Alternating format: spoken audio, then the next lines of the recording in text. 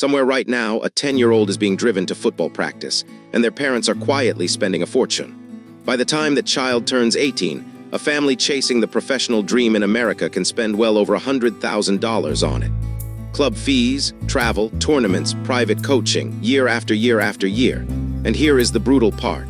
Almost none of these children will ever earn a single penny back. The dream of becoming a professional footballer is one of the most expensive bets a family can make. So let us add up what it really costs. Not just the money, but the part of the bill that money cannot measure. Start with the money, because in much of the world, and especially in the United States, the path itself has a price tag. To play at the elite youth level, on the teams that scouts actually watch, an American family pays somewhere between $8,000 and $15,000 a year. And that is before the real costs pile on.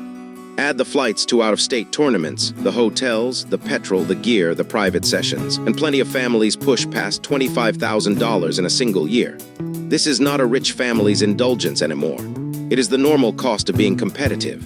In fact, the average American family spending on youth soccer has risen by about 70% in just 5 years, from a little over $500 to more than $900 just for the ordinary version.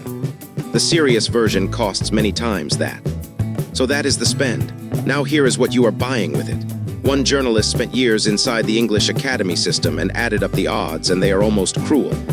Of the roughly 1.5 million boys playing organized youth football in England, only about 180 will ever become a Premier League professional.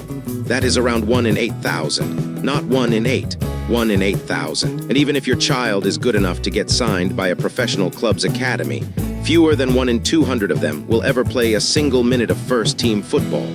Let that sink in against the bill from a moment ago.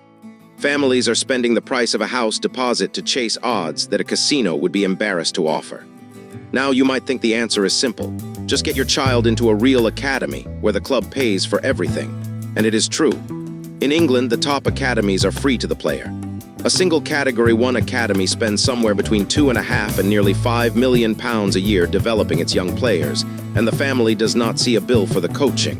But free is not the same as safe, because getting in does not protect you from the one number that defines this entire system. The number of children it quietly lets go. Here is the cost nobody puts on the brochure. Of all the boys taken into those elite English academies, more than 97% are released before they turn 18. Released, let go, told often as teenagers that the dream they reorganized their whole childhood around is over. And the damage is not only to a career.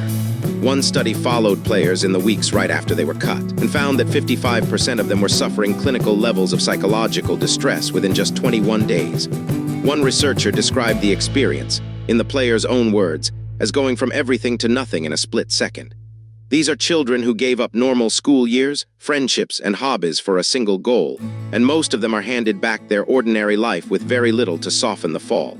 That is the real price, and it is paid by the 99 who do not make it, not the one who does. So put the two halves of the bill together. On one side, a family can spend well over $100,000, and a child can spend their entire youth. On the other side, odds of roughly 1 in 8,000 of reaching the top, and a better than 90% chance of being told before adulthood that it is finished. That is what becoming a professional footballer actually costs, not the wage at the end. The enormous, near-certain price at the start, paid in money you will not get back in years you cannot. The dream is real. It is just that the ticket to enter it is far more expensive and far less likely to pay out than almost anyone admits. And here is the twist that makes the bet even stranger. Even if you win it, the prize is usually modest.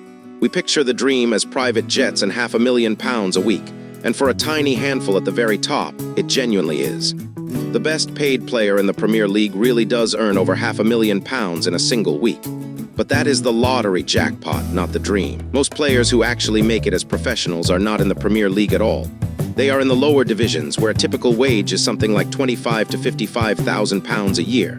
A solid living, yes. But for most families, that is the realistic best case after a $100,000 bet, not riches. A normal salary for a career that is usually over by 35. So is it worth it? That is not really a money question, and anyone who tells you it is has missed the point. For the tiny few who make it, the joy is real and the story is glorious, and no spreadsheet captures that. But for almost everyone else, the professional dream quietly charges a fortune and a childhood and sends the bill whether or not it ever pays out. The honest advice is not to stop dreaming. It is to go in with your eyes open. Love the game for the game. Let your child fall in love with playing, not just with making it, because the playing is the part that almost everyone gets to keep. If you want the real number behind the dream, instead of the fairy tale, subscribe, and every source for this one is waiting in the description.